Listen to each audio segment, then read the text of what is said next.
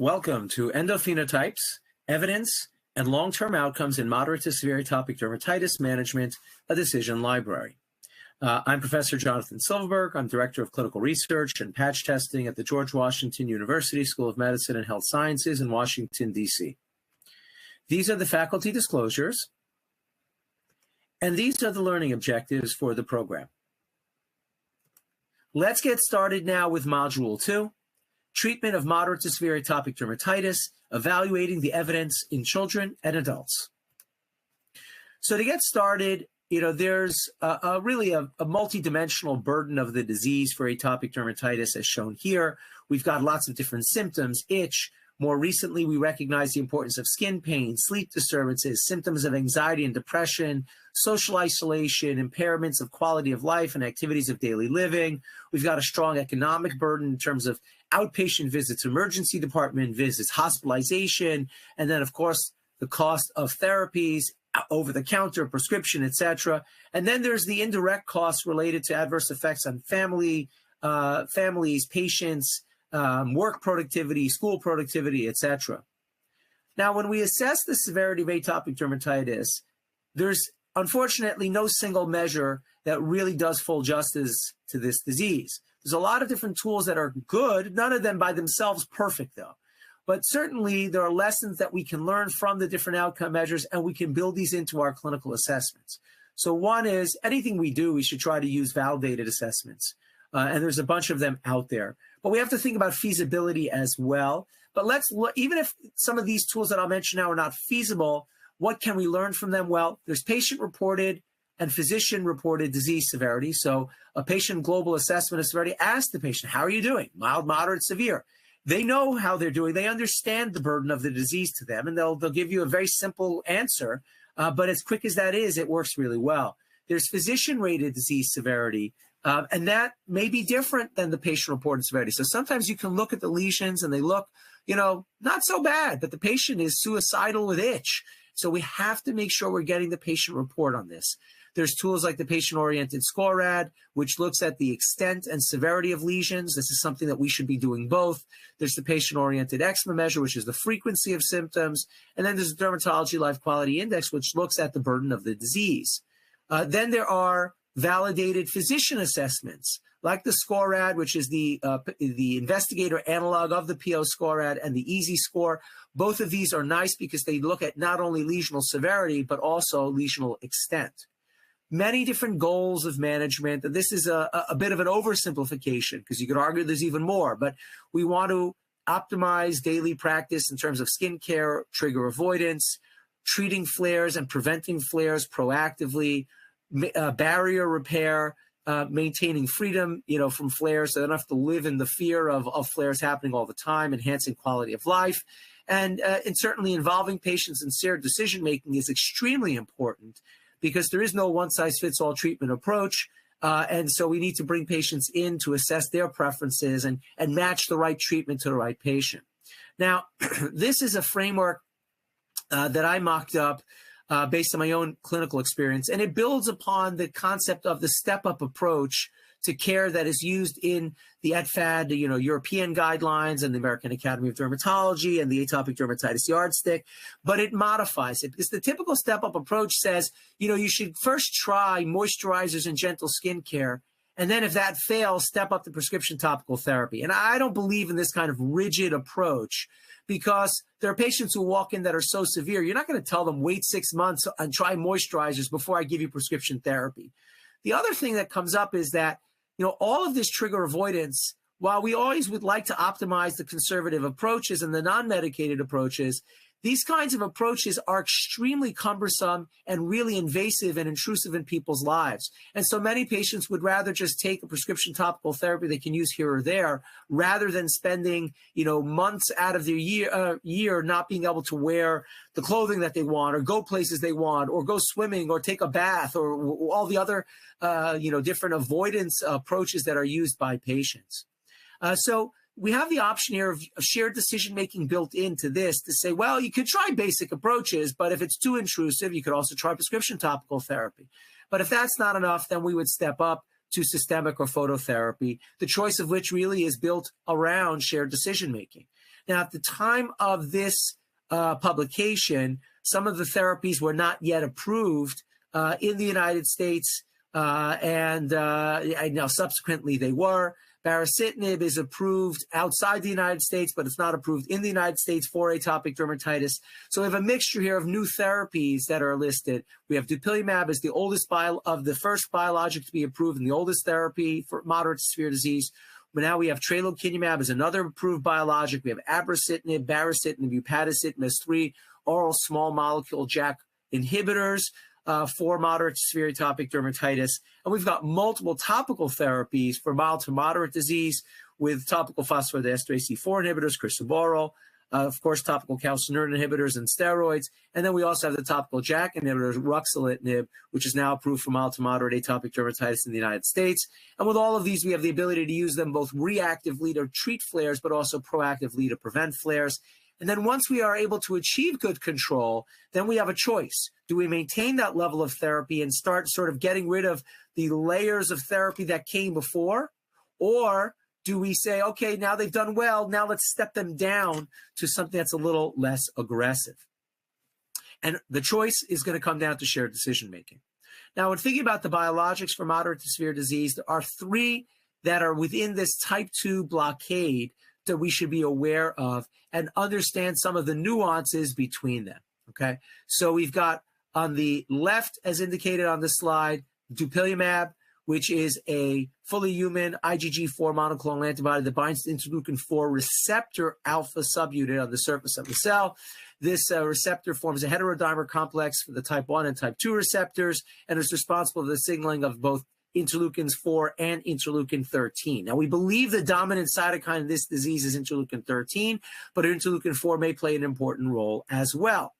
But notably, Dupilumab knocks out signaling of both IL-4 and IL-13 by going after the receptor. Now, Tralokinumab and Lebrikizumab are also fully human monoclonal IgG4 antibodies that bind to the free IL-13 cytokine and thereby preventing the binding of the cytokine to the receptor.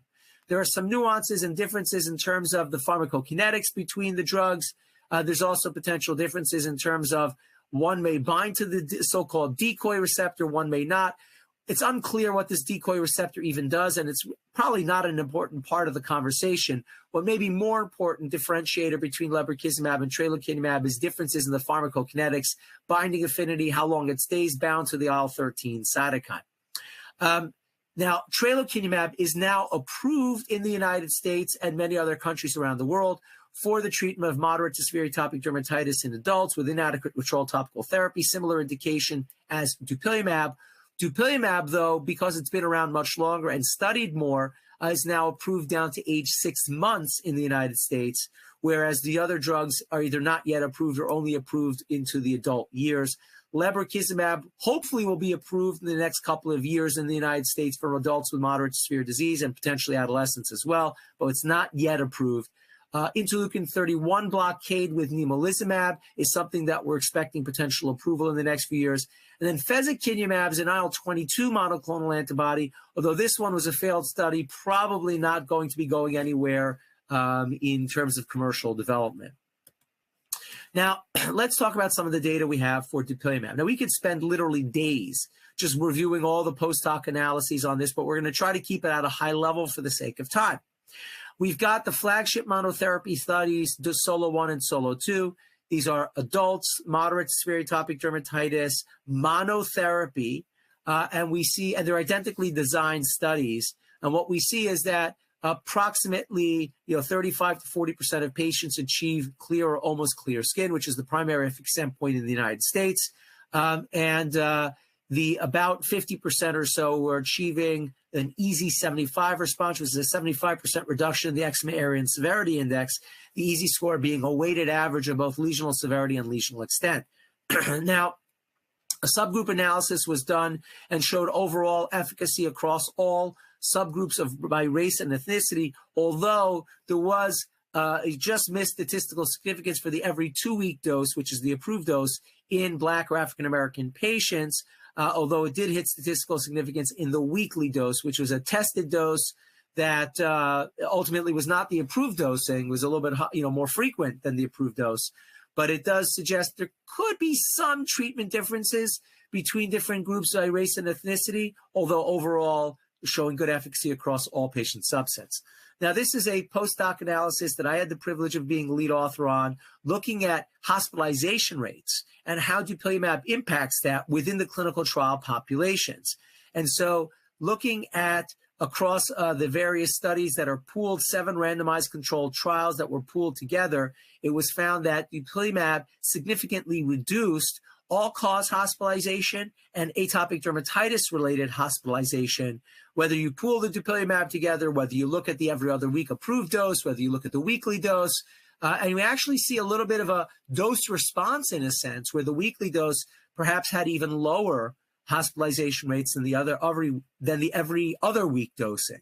But these are, I think, very important because whenever we think about a systemic therapy, we're always concerned about, well, what is that going to do to the overall health? What is that going to do to infectious risk, et cetera? And what we're actually seeing here is that by improving the atopic dermatitis and potentially other type 2 comorbidities, not only are we not hurting the health of the patients, but we're actually reducing hospitalization and improving overall health outcomes.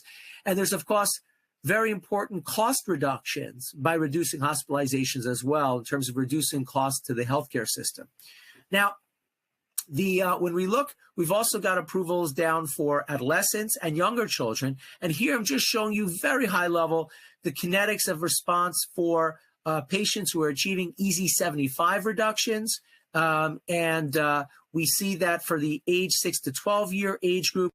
This study was done in patients with, in particular, combination therapy. So with background topical corticosteroids, whereas all the other studies that I showed you before from the Solo 1, Solo 2 are monotherapy, and for the adolescent data that I'm showing on the right here is also monotherapy. But what we see is that within already a couple of weeks, there is a good response for both of the tested doses of dupilumab versus placebo plus TCS in the age 6 to 12. And we see good responses for both doses tested in the adolescent age group compared to placebo monotherapy. Similarly, when we look at even younger children, because we now have data down to 6 months, we see that dupilumab plus TCS was associated with significant reductions significant increases, I should say, in the proportion of responders for IGA clear, almost clear, as well as EASI-75 reductions and 4-point reductions in itch. All right, so there's so much more data I could talk about with dupilumab, but we just, for the sake of time, we need to move on to other assets.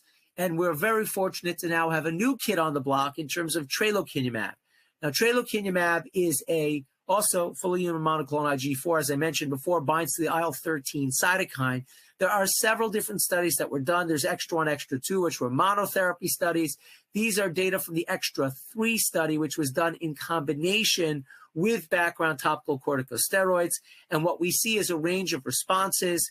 Most patients who are achieving by week 16 and week 32, at least an EASI-50 response, which would be the minimal clinically important difference or minimal improvement of the EASI score.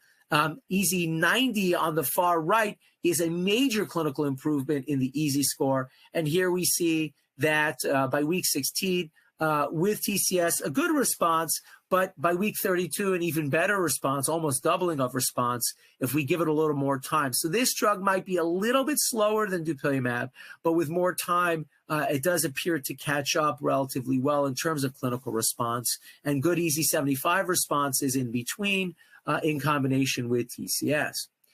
Similarly, when we look at the kinetics of response for itch, and as well as sleep improvements and as well as quality of life improvements, we see a similar pattern that there are statistically significant improvements compared to placebo for Tralokinumab plus TCS by week 16, but that improvement appears to continue to increase out to week 32.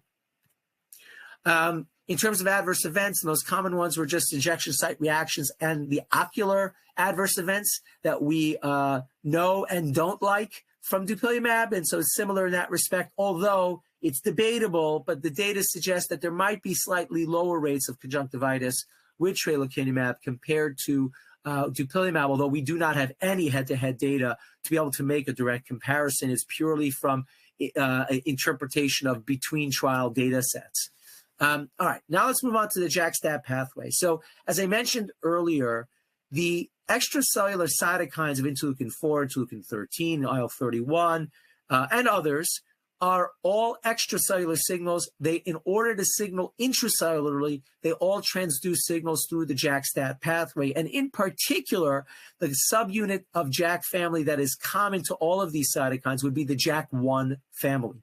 And so we've now seen multiple oral agents that are developed to inhibit the signaling of interleukin, or I should say of the JAK1 subunit, and potentially could thereby inhibit the signaling of multiple cytokines, not just a single cytokine. Of course, JAK inhibitors have been developed for many other diseases out there, including inflammatory bowel disease and hematologic disorders, etc. But we see now a lot of data in atopic dermatitis showing good responses. Now, for the oral realm, the three agents that are now approved in the U.S. and or around the world would be abrocitinib and upadacitinib as preferential JAK1 inhibitors, both approved for adults with moderate to severe atopic dermatitis and inadequate response. In the United States, the FDA has recommended failure of a previous systemic therapy, although that's not how it was necessarily studied. Now, upadacitinib also has approval for adolescents, ages 12 and up, whereas abrocitinib does not. Baricitinib is approved also for adults with moderate to severe disease around the world, but it is not approved in the United States for atopic dermatitis. Then we also have topical ruxolitinib, which is the topical JAK1, JAK2 inhibitor, which is approved now in the United States for the treatment of mild to moderate atopic dermatitis in adolescents and adults. We have topical delgocitinib, which is now approved as an ointment in Japan and under investigation as a cream formulation around the world, but not yet approved in the United States. When we look at the abrocitinib data, these are data for adolescents and adults. So in the studies, they did look at adolescents and adults, although it's not yet approved in adolescents because they didn't have enough adolescent subjects to satisfy FDA requirements. But what we see is that there are two doses that are tested and approved. There's the 100 milligram dose and the 200 milligram dose, and both show good responses compared to placebo. These are data from the flagship monotherapy studies, JADE Mono 1, which looked at adults and adolescents moderate to severe atopic dermatitis. No background topical steroids, two different doses tested. We see a dose response where 200 milligrams is better than 100 milligrams. Both of these achieve very rapid responses already by week 2 for lesional severity improvements and really high rates for EASI 50s, EASI 75s, and EASI 90s, as well as IgA clearance, etc., and itch reductions as well. For itch, we see really lightning fast reductions of itch across the trials. Similar results observed for JADE Mono 2.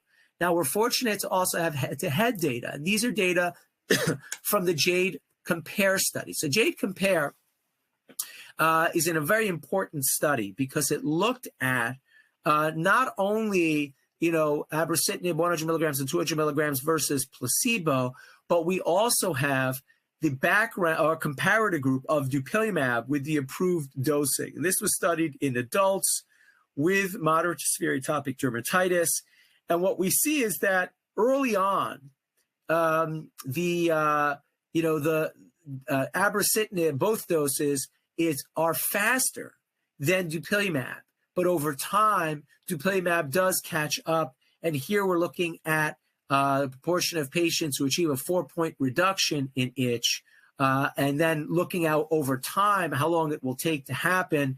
And what we see is that the patients, on abrocitinib are going to get a faster response, but overall dupilumab will catch up already. And we don't here when you look at itch reductions, you get, and when you're using this background of topical corticosteroids, you get slightly different results. When you look at monotherapy, and when you look at some of the more robust endpoints like EASI 90, IgA clear, almost clear, there you see that Dupilumab may not fully catch up ever to the abrocitinib 200 milligram dose, but it does over time overtake the 100 milligram dose of abrocitinib and sort of threads the needle between the 100 milligram and the 200 milligram doses. When we look at upadacitinib, now we've got a lot of data here as well. This is from the AD-UP study. This is done with combination topical corticosteroids, and looking at the 15 milligram dose or the 30 milligram dose of upadacitinib compared to placebo plus TCS. And here we see incredibly rapid responses and very robust responses for EASI-75, for IGA clear, almost clear, to the 30 milligram dose being better than the 15 milligram dose. And of note, these results are remarkably similar to the upadacitinib monotherapy results. So actually, while I'm showing you here the combo therapy, which is more real world, in monotherapy, the patients actually do remarkably well and almost identical to how they do with combo therapy in the trials, which is very different than what we've seen with other drugs where there's a much more robust effect of topical steroids added on top. For baricitinib, again, not approved in the United States, but approved in many other regions of the world for moderate to severe atopic derm. We've got multiple studies done and showing both as monotherapy or as combination therapy with TCS in patients with, the first line systemic therapies. They were not previously exposed to biologics. For some patients, they previously were exposed to biologics and systemic, some even cyclosporin failures or adverse events. And still, we've seen very good results for baricitinib. We're consistent across this from an efficacy perspective. And then for safety, this is the big discussion across the class, is that we see rare but serious risk. And then there's certain common tolerability issues that do come up. So we have to think about the common stuff: upper respiratory tract infection, nausea, which may be more common with abrocitinib than with some of the others. There's more acne with upadacitinib.